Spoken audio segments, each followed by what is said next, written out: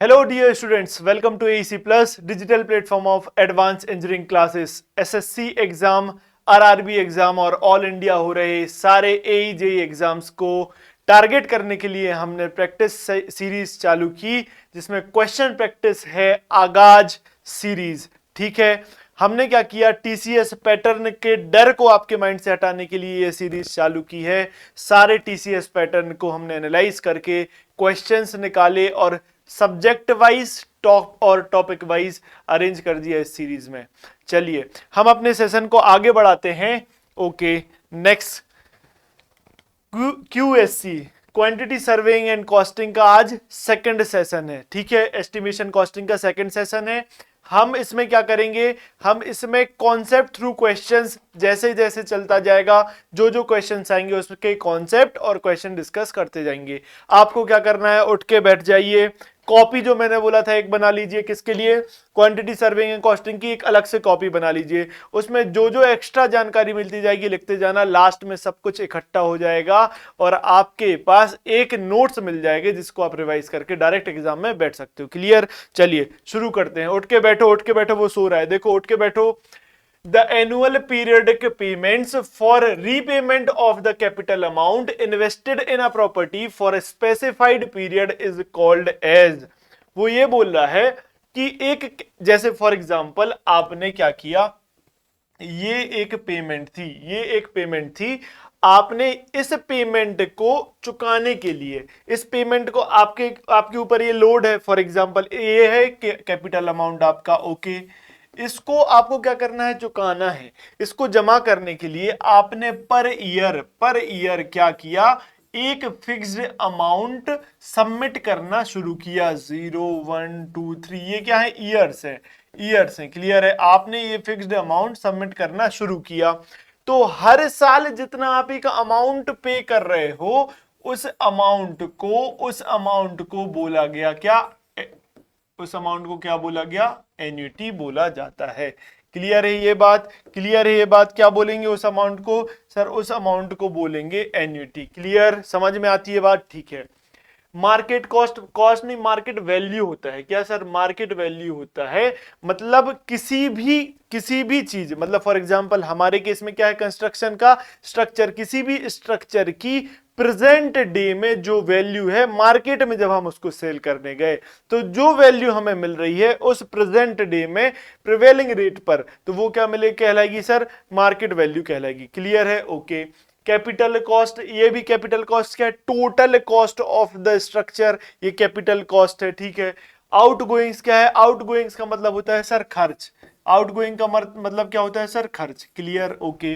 कौन कौन से खर्च आते हैं सर? सर टैक्सेस जो हम पे करते हैं वो। ओके। सेकंड सर, जो इंश्योरेंस अगर हमने कराया है उसमें जो खर्च लग रहा है। ठीक है। मेंटेनेंस करने के लिए जो खर्च आ रहा है, मेंटेनेंस करने के लिए जो खर्च आ रहा है, ये हो गया। क्लियर है? ऐसे जो खर्चे हैं हमारे, वो क्या बोलते हैं, उनको हम आउटगोइंग्स। क्लियर है बात? समझ में आती है बात? चलिए क्लियर, आगे बढ़ो। आगे क्या पूछा है, question number 12, which of these is recommended minimum time limits for stripping form work to normal structural concrete when the member like walls and columns carrying only its own weight under cold weather, air temperature also about 3 degree Celsius in case of OPC। ये सब कहानी आपको नहीं, अंग्रेजी लिखी और कुछ नहीं। देखो क्या कर रहा है कि आपने देखा होगा कि जो फॉर्मवर्क रहता है ना, फॉर्मवर्क फॉर एग्जांपल कॉलम के लिए, या फिर आपका जो वॉल्स रहती हैं या बीम्स रहती हैं, स्लैब्स के लिए जो फॉर्मवर्क लगाते हैं ना, जिससे कि एक शेप में आप क्या कंक्रीटिंग कर सको, उसको स्ट्रिपिंग करना है। स्ट्रिपिंग करना है मतलब क्या, निकालना है उसको। आप कब निकालोगे, वो मिनिमम टाइम पीरियड जिसके बाद ही आप निकाल सकते हो, वो टाइम पीरियड पूछ रहा है। किस? ठीक है, वो टाइम पीरियड पूछ रहा है। तो जब ये केस है, ये एक स्पेशल केस है, याद रखना। कब कब पूछ रहा है? Normal structure concrete when the member like walls and columns carrying only its own wait, जब उसमें सिर्फ उसका ओन वेट कैरी कर रहा है, अंडर, ये इंपॉर्टेंट है, under cold weather, air temperature about 3 degree Celsius. तब अगर ओपीसी कंक्रीट से और बना है, तब आप स्ट्रिपिंग कब करोगे? 5 दिन के बाद आप स्ट्रिपिंग करोगे। क्लियर है बात? ये बात समझ में आती है? 5 दिन के बाद क्या करोगे? आप स्ट्रिपिंग करोगे। स्ट्रिपिंग से रिलेटेड कई सवाल एग्जाम में पूछे गए, कुछ ना कुछ वो पूछता रहता है, बहुत इंपॉर्टेंट है। मैंने क्या किया, सीक्वेंशियली एक जगह लगा दिया सब कुछ। ठीक है, एक जगह सब कुछ लगा दिया, आपका काम बन गया। देखो क्या किया, देखो मैंने किया कि वर्टिकल फॉर्मवर्क, ये केसेस हैं, कितने केसेस हैं आपके पास? 1 2 3 4 5 6 7। इन 7 केसेस को याद कर लो, कहीं ना कहीं बस यही केसेस आपको पूछे जाते हैं। मैं छांट के लेके आया, एक जगह सब कुछ लिख दिया। देखो अगर बोल रहा है vertical formworks to column walls and beams, मतलब बीम कैसा रहेगा सर? ये ऐसी बीम रहेगी ना, ये कैसे बीम बताऊं, ये फॉर एग्जांपल ऐसी एक बीम है, ये बीम जा रही। क्लियर? तो ये उसका वर्टिकल हो गया ना, ये वर्टिकल पोर्शन हो गया ना बीम का। ठीक है, ये बीम का वर्टिकल पोर्शन, यहां पे जो फॉर्मवर्क लगा रहे हो वो, ये बीम का वर्टिकल पोर्शन, तो यहां पे जो फॉर्मवर्क लगा रहे हो वो, ये कौन सा पोर्शन है सर? ये तो हॉरिजॉन्टल पोर्शन है बीम का। ऊपर का, ऊपर तो लगाओगे नहीं, वैसे भी वो उधर से पोरिंग होती है। नीचे जो लगाओगे वो हॉरिजॉन्टल फॉर्मवर्क है, उसकी बात नहीं कर रहा। किसकी बात कर रहा है सर? ये वर्टिकल फॉर्मवर्क की बात कर रहा है जो बीम पर लगा रहे हो। क्लियर? सिमिलरली वॉल्स और कॉलम में तो वर्टिकल ही फॉर्मवर्क लगेंगे। क्लियर? उनके उस फॉर्मवर्क को आप कब निकालोगे? अगर देखो बहुत ध्यान से सुनना, जैसे अभी लिखा था इस सवाल में, जैसे लिखा है क्या sir? Case of OPC, case of OPC, OPC cement से बना हुआ है। ठीक है, अगर ओपीसी की बात करें तो ये वैल्यूज है। अदर देन ओपीसी मतलब फॉर एग्जांपल फ्लाइस उसमें डाल दिया, कुछ और इंग्रेडिएंट से मिलके वो सीमेंट बनी है और कंक्रीट बनाया गया, तो उसके लिए ये वैल्यूज हैं। ये याद रखना, ये पढ़ना है आपको। तो कॉलम्स के लिए क्या, दोनों केसेस में 16-24 और 16 से 24 घंटे में आप निकाल लोगे वर्टिकल फॉर्मवर्क। वर्टिकल फॉर्मवर्क दोनों केसेस में आप निकाल लोगे। Soffit of formwork to slab, soffit मतलब जो नीचे लगा हुआ रहते हैं ना, नीचे जो फॉर्मवर्क मैं अभी बता रहा हूं, तब आपको जो सॉफिट फॉर्मवर्क टू स्लैब, तब फॉर्मवर्क कितने दिन में निकालोगे? 3 दिन में, इस केस में भी, और अदर देन ओपीसी में भी 3 दिन में। Clear? Okay. Soffit formworks to beams, beam के जो सॉफिट फॉर्मवर्क्स हैं वो कब निकालोगे सर? 7 दिन में निकाल देंगे हम अगर ओपीसी है, लेकिन 10 दिन में निकालेंगे अदर देन ओपीसी। क्लियर है बात? ये याद रखना, 7 दिन में फॉर्मवर्क की स्ट्रिपिंग करोगे, किसमें? ओपीसी में। कब? जब बीम। और 10 दिन में कब करोगे? जब आपका अदर देन ओपीसी। क्लियर है? अब देखो रिमूवल ऑफ प्रॉप्स, ये तो था फॉर्मवर्क का रिमूवल, जो फॉर्मवर्क लगाए थे उनका रिमूवल। प्रॉप्स मतलब ऐसे जो बल्लियां लगाई रहती ना बांस की, जो उसके लिए क्या सपोर्ट देने की लगाई रहती हैं, उनको कब रिमूव करना है, तब उसकी बात। तो props to the slabs, slab की बात, ये दो बातें हैं किसकी? स्लैब की।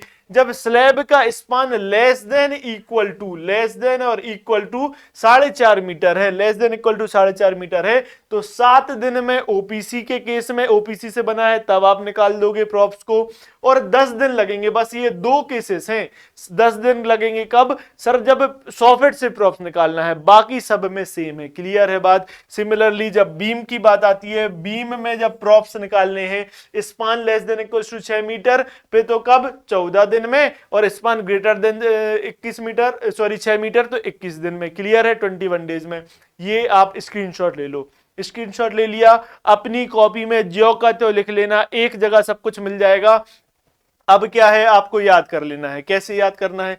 वर्टिकल का मैंने ऑर्डर में भी जमाया है, मतलब छोटे से बड़े, मतलब इंक्रीजिंग ऑर्डर में भी जमा दिया, याद रह जाएगा। क्लियर है? तो आप याद करो 16 से 24 घंटा किस लिए? Vertical formwork. 3 दिन के लिए किसके लिए? Soffit of slab, soffit of beams के लिए 7 दिन। 7 दिन किसके लिए सर? इसके 4.5 मीटर से कम स्लैब में, 4.5 मीटर से ज्यादा स्लैब में 14 दिन, फिर 14 दिन 21 दिन, बीम के केस में 6 मीटर और 6 मीटर से ज्यादा के लिए। ठीक है? ऐसे ही सिमिलरली वो याद कर लिया याद, एक जगह याद कर लो, सब कुछ बन जाएगा। क्लियर? आगे बढ़ो, आगे बढ़ो। क्या बोल रहा है? कह रहा है कि question number 13, in earth filling in trenches after laying foundation concrete and brick masonry for the remaining trench filled back with earth up to available excavated up to ground level to the cost of क्या?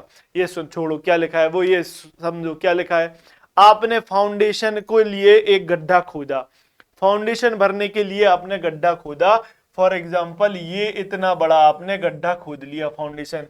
आपने मिट्टी निकाली और यहां पर मिट्टी डाल दी, ये आपने मिट्टी डाल दी, क्लियर है, ठीक है, ये मिट्टी आपने यहां पर इकट्ठी डाल दी। अब बोल रहा है कि आपने फाउंडेशन बनाई, आपने क्या किया, आपने फाउंडेशन बनाई, क्लियर है, ठीक है, आपने ये फाउंडेशन वहां पर बना दी, क्लियर। अब बोल रहा है कि जब ये मिट्टी, ये वाली मिट्टी आप फिर से उठा के इसमें गड्ढे की जो एरिया बच रहा है ना उसमें डालोगे, यहां पर आपने क्या, ये आपने मिट्टी डाल दी, क्लियर है, ये मिट्टी अर्थवर्क आपने फिर से फिल कर दिया, ये उठा के फिर से आपने डालना शुरू कर दिया उसमें, उसी से भर दिया आपने। तो बोल रहा है किस चीज की पेमेंट आपको करनी पड़ेगी, अर्थ एंड लेबर। मिट्टी कहीं से लेके आए क्या आप, मिट्टी कहीं से लेके आए, वही तो मिट्टी थी, वही तो जो कि तुम भर दी। आप earth and labour will be charge, दोनों का चार्ज करोगे, नहीं, सिर्फ और सिर्फ किसका, डालने की चार्जिंग करोगे। जो मिट्टी खोदी थी वही तो डाल दी, तो मिट्टी का तो पैसा नहीं। Earth will be charge only, गलत। Labour will be charge only, yes, this will be correct option, सही बात है, okay. Earth and its transportation will be charge, earth कहीं से ट्रांसपोर्ट तो किया ही नहीं है, वहीं के वहीं मिट्टी थी जो कि तो डाल दी, लेबर का बस पैसा देना होगा। समझ में आती है, अंग्रेजी लिखी और कुछ नहीं, ध्यान से पढ़ोगे बन जाएगा। चलो आगे बढ़ो, आगे बढ़ो। क्वेश्चन नंबर 14, क्या in normal circumstances and where ordinary Portland cement is used form work for props to beams and arches spanning up to 6 meter may generally be removed after the expiry of, बताओ किससे बना है, where OPC से बना है। क्या ये case हो गया क्या, बीम के केस में स्पान क्या generally be removed spanning up to less than equal to 6 meter beam and arches के केस में ये केस आ गया क्या, यही केस आ गया क्या, देख लो फिर क्या, देखो कहा क्या लिखा था आपके लिए, यही केस में अप टू कितना 14 डेज है क्या आंसर, 14 डेज होना चाहिए क्या answer, 14 days will be answer, clear है आंसर। समझ में आती है बात, समझ में आती है बात। लो फिर से मैंने अरेंज कर दिया, ये फिर से आप इसका भी स्क्रीनशॉट ले लो। इसमें मैंने क्या और अच्छे से प्रॉप्स रिमूवल और प्रॉप्स को अलग से लिख दिया, प्रॉप्स रिमूवल ऑफ प्रॉप्स के लिए मैंने अलग लिख दिया, ठीक है। यहां पर क्या था सर, यहां पर प्रॉप्स के साथ थे, ठीक है, फिर से प्रॉप्स फिक्स करनी थी फॉर्म वर्क निकाल के, यहां रिमूवल ऑफ प्रॉप्स का फिर से अच्छे सीक्वेंस में लिख दिया। ये क्या है सर, ओपीसी के लिए लिखा है, जब ओपीसी सीमेंट यूज करनी, ये टेबल दोनों उसकी है, क्लियर। स्क्रीनशॉट ले लो, स्क्रीनशॉट ले लो, यही समझाया अभी फिर से, कई बार पूछा गया इसलिए एक बार और बता दिया। देखो question number 15, the value of the property at the end of the utility period without dismantling, क्या बहुत इंपॉर्टेंट शब्द है। विदाउट डिसमेंटलिंग मतलब क्या है, तोड़ना, टूटना या तोड़ना, क्या मतलब है, तोड़ना, तोड़ने के बाद मतलब के पहले बोल रहा है क्या वैल्यू होगी प्रॉपर्टी की at the end of utility period, मेरा यूज खत्म हो गया है, इस बिल्डिंग में अब नहीं रहूंगा क्योंकि ये अब गिरने वाली है, लेकिन अभी तोड़ी नहीं है, गिरी नहीं है, तब उस प्रॉपर्टी की वैल्यू को बोलते हैं हम साल्वेज वैल्यू, क्लियर है ये बात। उस प्रॉपर्टी की वैल्यू क्या बोलोगे, साल्वेज वैल्यू। अगर ये तोड़ देते, उसको बेच के जो हमें पैसा मिलता उसको बोलते क्या, आफ्टर डिसमेंटलिंग लिखा होता तो उसको बोलते क्या हम सर, स्क्रैप वैल्यू, क्लियर, तो वो है स्क्रैप वैल्यू। ऑब्सोलेसेंस का मतलब क्या होता है सर, मतलब आउटडेट हो जाना। फॉर एग्जांपल जैसे कि पहले कीपैड फोन चलाते थे, अब फोन कौन सा आ गया, टच पैड फोन आ गए, तो कीपैड फोन क्या हो गए सर, आउटडेट हो गए, तो उसकी ऑब्सोलेट वैल्यू है, उस फोन की क्या वैल्यू जो मिलेगी उसको बोलेंगे ऑब्सोलेट वैल्यू, क्लियर है, ओके। रेटेबल वैल्यू क्या मतलब, रेट लग सके, जो मार्केट में आप गए तो जो रेट लगा सको उस वैल्यू का, रेट एबल वैल्यू, ठीक है, तो ये तो हो गई रेटेबल वैल्यू, क्लियर है, आपको ये बात समझ में आती है, ठीक है। चलिए क्या बोल रहा है question number 16, in the calculation of rate the provision of water charges included with respect to total cost of work, water charge के लिए क्या प्रोविजन किया गया है ये आपको बताना है। Provision of water charges included total cost of work, ये आपको बताने हैं, क्लियर है बात, क्लियर, ओके। चलो देखो अभी बोल रहा है वाटर चार्जेस, ठीक है, मैं सारे चार्जेस आपको बता देता हूं। क्या सर, अगर कंटिंजेंसीज लिखा होता तो कितना चार्जेस लगता सर, 3 to 5% इस पे लगता, क्लियर है। कितना, ऑफ टोटल कॉस्ट इधर मैं बार बार नहीं लिखूंगा, क्लियर, ओके। अगर इलेक्ट्रिफिकेशन होता सर, इलेक्ट्रिफिकेशन होता तो कितना लगता सर 4%, सॉरी 4 नहीं 8%, कितना 8% ऑफ टोटल कॉस्ट। ठीक है, अगर इलेक्ट्रिक फैन लिखा होता, इलेक्ट्रिक फैन मतलब इसमें पैसा कितना लग रहा है, तो इसमें 4% होता। ठीक है, कॉन्ट्रैक्टर का प्रॉफिट कितना होता, कॉन्ट्रैक्टर्स प्रॉफिट कितना होता सर, ये होता है सर 10%, ये भी पूछा गया है। Total cost of labour, total cost of labour, total cost of labour अगर पूछता तो ये कितना होता है सर 25%। क्लियर, ये याद रहेगा, याद रहेगा। एक स्लाइड और ऐड की क्या sir, tools and plants, tools and plants के लिए कितना चार्जेस लगेगा, कितना 1 से 1.5%, 1 to 1.5% of total cost, total cost का इतना पैसा लग जाएगा। Clear, okay. उसके बाद क्या सर, उसके बाद सर वाटर सैनिटरी, सैनिटरी इसके लिए कितना, वाटर सैनिटरी इसके लिए 8% पैसा लगता है। क्लियर है ये बात, सारी चीजें एक चीज टोटल कॉस्ट का, टोटल कॉस्ट बार बार नहीं लिख रहा मैं, ठीक है, ये सारी चीजें एक जगह लिख ली आपने, याद रह जाएंगी, क्या याद रह जाएंगी, पूछो तो। Water charges included with respect to, क्या बोल रहा है, the provision of water charges included with respect to total cost of work, कितना वाटर चार्जेस पूछ रहा है, water charges total cost of work कितना लगता है, पानी के लिए कितना, ये भी लिख लो, वाटर चार्जेस ये भी लिख लो। ये था क्या, 1 मिनट रुको, 1 मिनट नहीं यार, मैंने क्या बताया था, ये तो इधर वाटर सैनिटरी पाइप्स की, पाइप्स फिटिंग है, ये पाइप्स फिटिंग, ठीक है, पाइप्स फिटिंग है। अभी वो बोल रहा है क्या वाटर चार्जेस कितने लगेंगे, वाटर चार्जेस पानी कितना लग रहा है, पानी के चार्जेस कितने होते हैं, वो होता है 1 से 1 to 1.5% of total cost. Clear है बात, क्लियर है ये बात, 1 to 1.5% ऑफ टोटल कॉस्ट, ये वाटर चार्जेस आप लिख सकते हो। क्लियर, ये बात समझ में आ रही है कि नहीं, ठीक है, ये सब चीजें एक जगह लिखते जाओ, एग्जाम में किसी ना किसी को उठा के पूछ लिया जाता है। ये गलत स्लाइड ऐड हो गई, ठीक है, कोई बात नहीं, कोई बात नहीं। अभी ये क्या आपका 1 to 1.5% will be answer. Clear है, ठीक है, चलो 1 सेकेंड, देखो चलो आगे बढ़ो, आगे बढ़ो। क्या बोल रहा है कि question number 17, the value of the property at the end of the utility period after, ये देखो क्या लिखा है, आफ्टर डिसमेंटलिंग, डिसमेंटलिंग के बाद, तोड़ने के बाद, उस वैल्यू क्या बोलते हैं, अभी बताया स्क्रैप वैल्यू, क्या बोलते हैं, स्क्रैप वैल्यू। अब देखो स्क्रैप वैल्यू कैसे निकाल सकते हो sir, sir scrap value is equals to इस स्क्रैप क्या, dismantled cost of dismantled material, जो मटेरियल टूटा फूटा है उसको बेच के जो पैसा मिला, minus cost of dismantling, cost of dismantling, तोड़ने में कितना पैसा लग रहा है, कॉस्ट ऑफ डिसमेंटलिंग, तोड़ने में कितना पैसा लग रहा है उसको माइनस करोगे, जो पैसा आएगा उसको बोलते हैं स्क्रैप वैल्यू। क्लियर है, scrap value can be what, it can be positive, it can be positive, it can be negative और it can be zero. Clear, नहीं पॉजिटिव किसके लिए, स्टील स्ट्रक्चर के लिए, स्टील स्ट्रक्चर के लिए ये वैल्यू पॉजिटिव, नेगेटिव किसके लिए सर, कंक्रीट स्ट्रक्चर के लिए ये वैल्यू क्या, नेगेटिव, नेगेटिव, ठीक है, और आरसीसी स्ट्रक्चर के लिए ये वैल्यू 0 होती है।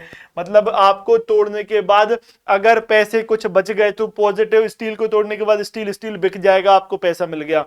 कंक्रीट तोड़ने के बाद कुछ नहीं आपको मिलने वाला, जो पैसा लग रहा है इसमें डिसमेंटलिंग के वो और लग जाएगा। क्लियर है, तो ये नेगेटिव आ गई। आरसीसी तोड़ा, कंक्रीट में तोड़ा तो पैसा मिला, कोई मतलब नहीं, उसको तोड़ने में जो पैसा लगा तो नेगेटिव। लेकिन आरसीसी में क्या, जो आपको सरिया मिल गया, स्टील मिल गया, उसको बेचा आपने तो उससे वैल्यू मिल गई पॉजिटिव, तो पॉजिटिव नेगेटिव 0 हो गया। क्लियर है ये बात, ओके, चलो आगे बढ़ो, आगे बढ़ो, ठीक है। Question number 18, the unit of measurement in MKS for Gobari leaping. देखो अब क्या पूछ रहा है, मतलब एक बात, मतलब निहायती सवाल हो गया ये मान के चलो कि सोच भी नहीं सकते। गांव में आप देखते होगे जो गोबर से, जो काऊ डंग रहता है उससे जो लिपाई करते हैं हम किसके, फ्लोर की, उसको क्या बोलेंगे, गोबरी लीपिंग बोला जाता है इंग्लिश टर्म में ये। Okay clear. तो इसमें जब उसको जब लिपाई करते हो तो वो पूछ रहा है किस यूनिट में मेजर करोगे। कभी किया मेजर? कभी नहीं किया, उसकी तो लिपाई कर दी, लेकिन वो फ्लोर पर मेजर हो रहा है और फ्लोरिंग पर जब कोई भी काम होता है उसको स्क्वायर मीटर में हम मेजर करते हैं। क्लियर है ये बात? क्लियर ये बात समझ में आती ना क्या पूछ रहा है? तो मीटर स्क्वायर में हम मेजर करेंगे। क्लियर, मीटर स्क्वायर में मेजर करेंगे।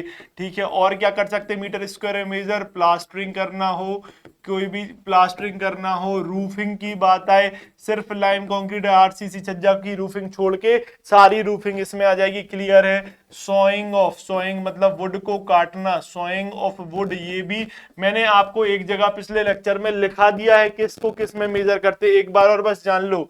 अगर रनिंग मीटर की बात करें, रनिंग मीटर की बात करें तो क्या आएगा सर? रनिंग मीटर में पाइप्स जो लेंथ वाइज, लेंथ अगर लंबी है, लेंथ किसकी अगर ज्यादा है, तो जैसे फॉर एग्जांपल वाटर पाइप्स हो गए, वाटर पाइप्स वगैरह हो गए, और इनको क्या यूज, इसको किस में मेजर करोगे सर? रनिंग मीटर में, रनिंग मीटर में। और कॉर्नाइस, कॉर्नाइस को भी आप रनिंग मीटर में ही क्या करते हो सर? मेजर करते हो। नंबर्स में क्या सर? डोर विंडो की जो फिटिंग्स हैं, door and window, door and window fittings, door and window fittings, ये अगर glass panel, cleaning of, cleaning and fixing की, cleaning and fixing of glass panels, glass panels, ठीक है इसको। लेकिन जब आप ग्लास पैनल खरीदने जाओगे तो मीटर स्क्वायर में, लेकिन उसको फिक्स कितनी करना है, कितनी क्लीन करना है, इन सबको किस में ये करते हैं अपन? क्लीनिंग एंड फिक्सिंग में को नंबर्स में। क्यूबिक मीटर में क्या सर? क्यूबिक मीटर में अर्थवर्क, अर्थवर्क क्लियर, अर्थवर्क के लिए सारी कंक्रीट वर्क, जो भी कंक्रीट वर्क करोगे वो, ठीक है क्लियर है, ये सब क्यूबिक मीटर में आएगा। स्टील वर्क, जो भी स्टील वर्क रहेगा वो क्यूबिक मीटर में करोगे। स्टोन वर्क जो आएगा आपका, स्टोन वर्क वो क्यूबिक मीटर में होगा। वुड वर्क, कुछ कुछ वुड वर्क, सारे नहीं, कुछ कुछ जो वुड वर्क रहेगा वो भी क्यूबिक मीटर में। ब्रिक वर्क भी, ब्रिक वर्क भी इधर लिख दे रहा हूं क्या, ब्रिक वर्क भी किस में आएगा सर? सिर्फ आप किसको छोड़ दो? पार्टीशन वॉल को छोड़ दो, बाकी काम क्यूबिक मीटर में मेजर होगा। आपको क्या करना है, एक बार अपने नोट्स में कहीं भी जाना और इसको पढ़ना थॉरोली, कुछ टेबल्स हैं उनको, हो सकता है तो मैं आगे आपको टेबल आपको प्रोवाइड करा दूंगा। क्लियर? उसको क्या करना है, आपको छाप देना है। क्लियर है? एक जगह अपनी कॉपी में लिख लो, बार बार आपको 10 बार देखोगे याद हो जाएगा। ये सवाल बनते हैं इसलिए फोर्स कर रहा हूं। क्लियर? आगे बढ़ो। Which type of excavation, question number 19, which type of excavation is described as surface excavation? Surface excavation किस टाइप ऑफ एक्सकेवेशन को बोलेंगे? तो सरफेस एक्सकेवेशन का मतलब क्या समझ लो, इधर देखो क्या सर, अगर विड्थ ग्रेटर देन कितना है सर? 1.5 मीटर है। और एरिया अगर आपका एक्सीडेड कितना, 10 metre square. And depth is less than, depth must be less than 30 centimetre. और इसको क्या बोल सकते हो सर? 0.3 मीटर। और क्या बोल सकते हो? 300 mm। इससे अगर कम है डेप्थ, तब ही ऐसे एक्सकेवेशन को क्या बोलोगे? ऐसे एक्सकेवेशन को आप बोलोगे सरफेस एक्सकेवेशन। क्लियर? तो देखो क्या लिखा है, excavation exceeding 2.5 metre in width, गलत नहीं, क्या 1.5 मीटर, ठीक है। Excavation exceeding 300 mm in depth, exceeding होना चाहिए क्या? नहीं, ये देखो क्या लिखा है, लेस देन होना चाहिए, तो ये गलत। Excavation exceeding 2 metre in width, नहीं, विड्थ कितनी, 1.5 मीटर से ज्यादा होगी तब बोल देंगे। Excavation not exceeding 300 mm, yes, 30 centimetre बोल दो या फिर 0.3 मीटर बोल दो, तो D will be correct option. Clear है ये बात? एक्सकेवेशन यानी खोदना। अगर आप सिर्फ और सिर्फ 30 सेंटीमीटर की डेप्थ तक खुदाई कर रहे हो तो उसको सरफेस एक्सकेवेशन बोलेंगे। क्लियर बात? ओके, चलो आगे बढ़ो, आगे बढ़ो। क्या बोल रहा है question number 20, which of the following statements is more correct statement about valuation? Last question of the session, ठीक है। क्या इसमें से क्या बताना है, विच ऑफ द इज और आर करेक्ट? करेक्ट पूछना है। ये देखो छोटी छोटी बातें, नॉन करेक्ट पूछता तो आप लगा देते गलत, ये पढ़ना है करेक्ट नॉन करेक्ट क्या पूछ रहा है, ठीक है। करेक्ट स्टेटमेंट अबाउट वैल्यूएशन, क्या कीवर्ड है सर? वैल्यूएशन को मद्देनजर रख के हमें सब चीजें पता करनी है। क्या when the purchaser is attracted to own the property for occupying for their personal uses which is regarded as a necessity and no satisfactory substitutes exist, then this is known as sentimental value. वो बोल रहा है purchaser मतलब जैसे for example मैं खरीदार हूं, मैं खरीदने जाता हूं किसी भी चीज को और मेरी वो जरूरत है, मैं उसको खरीद रहा हूं। उसी को क्यों खरीदूं? क्योंकि मार्केट में अदर सब्स्टिट्यूट नहीं है, अदर सब्स्टिट्यूट नहीं है। इसको मैं सेंटिमेंटल वैल्यू बोलूंगा। ये बात मतलब 50% सही है, 50% गलत। क्यों? सेंटिमेंटल वैल्यू हमेशा क्या होगी सर? मार्केट वैल्यू से तो ज्यादा होगी। ये बात कहीं नहीं लिखी उसने ये बात कहीं नहीं लिखी मार्केट वैल्यू से सेंटिमेंटल ज्यादा होगी। फॉर एग्जांपल कैसे? सर मेरे दादा दादी का ये मकान था, मैं अमेरिका रहने चला गया, इंडिया में ये मकान था, छोड़ गया, मैं अमेरिका से वापस आया, मैंने कहा मेरे दादा दादी का मकान है, चाहे आप कितनी भी इसके पैसे लगा लो, मैं उसको मार्केट वैल्यू से कितने भी गुना पैसे ज्यादा देकर खरीदूंगा। तो ये मेरे सेंटीमेंट्स जुड़ गए ना इस बिल्डिंग से, क्योंकि ये मेरे फोर फादर्स की जमीन बिल्डिंग है। तो सेंटीमेंट्स जब इससे जुड़ गए तो इस वैल्यू को बोला गया सेंटिमेंटल वैल्यू। तो ये पर्याप्त मतलब 100% करेक्ट स्टेटमेंट नहीं है, तो अभी इसको छोड़ देते हैं, ठीक है। The capitalised value of the property is, second में क्या बोल रहा है? Capitalised value of the property is the amount the interest on which at the highest prevailing rate would be equal to the net income out of the property. क्या बोल रहा है? छोड़ो अंग्रेजी छोड़ो, मैं बता रहा हूं क्या। सर कैपिटलाइज्ड वैल्यू वो अमाउंट होता है कि जैसे फॉर एग्जांपल एक हमारी बिल्डिंग है, इस बिल्डिंग में मैंने किराएदार टेनेंट्स को रख दिया, आपने किराएदार रखे, तो उनसे जो मुझे पैसा मिल रहा है वो मेरी इस बिल्डिंग से क्या है? इनकम है ना, नेट इनकम है। खर्चे निकाल के उसका मेंटेनेंस वगैरह सब निकाल के जो मुझे पैसा बच रहा है वो मेरी क्या है? नेट इनकम है। क्लियर है? मैंने क्या किया? इसको किराएदार नहीं रखा, मैंने एक ऐसा अमाउंट लिया, उस अमाउंट को बैंक में जमा कर दिया।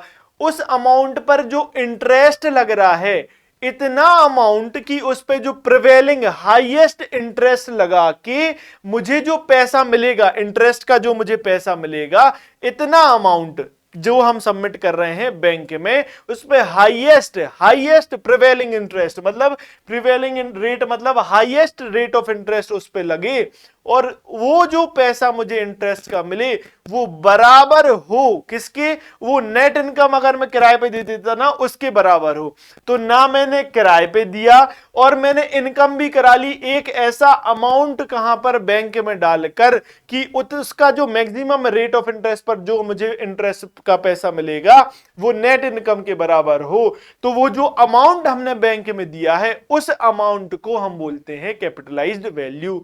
यही तो लिखा है, the capitalised value of a property is the amount the interest on which the at the highest prevailing rate would be equal to the net income out of the property. So this statement is 100% correct. Clear बात? Okay.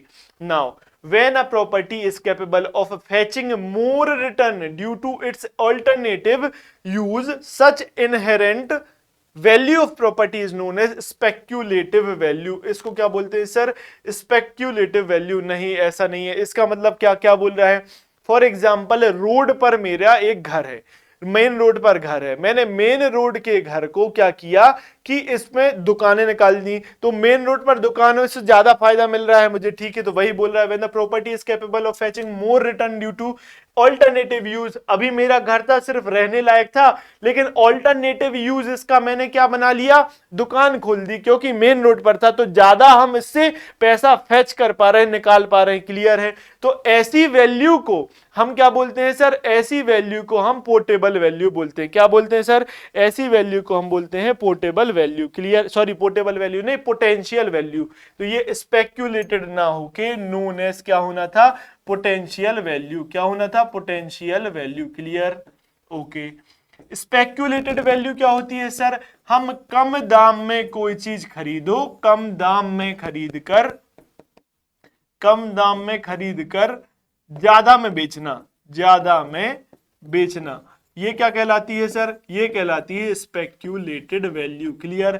कम दाम में कोई चीज खरीदी, ज्यादा में बेच दी, जो वैल्यू मिली उसको बोलते हैं स्पेक्यूलेटेड वैल्यू। तो ये स्टेटमेंट यहां क्या हो गया? रॉन्ग हो गया। तो देखो ओनली 2 इज करेक्ट। आगे देखो 1 एंड 3, 3 तो सर 100% रॉन्ग है। क्लियर है? 3 इज 100% रॉन्ग, ओनली 1 नहीं, 1 के बारे में कुछ नहीं बोल सकते। तो मोस्ट अप्रोप्रिएट आंसर क्या है सर? 2, मतलब only 2 is correct. So A will be correct option. Clear है बात? ये 50-50 इसलिए हमने ऑप्शन से गए, तो ऐसे आपको करना पड़ेगा। स्टेटमेंट वाइज प्रॉब्लम्स को ऐसे ही डील करना है। क्लियर बात समझ में आती है? ये हमारा सेशन यहां होता है खत्म। आपको क्या करना है? एस्टिमेशन और रिवाइज करना है। अभी और सवाल लेके आऊंगा, करीब करीब 100 से 125 सवाल में एस्टिमेशन के कराऊंगा। एक भी कॉन्सेप्ट नहीं छूटेगा। कॉन्सेप्ट थ्रू क्वेश्चन की ये सीरीज है। आप लिखते जा रहे हैं, मैं ये मान के चल रहा हूं लास्ट में आपको बहुत प्यारे नोट्स मिल जाएंगे जिससे आप रिवाइज कर पाओगे। क्लियर है? ओके।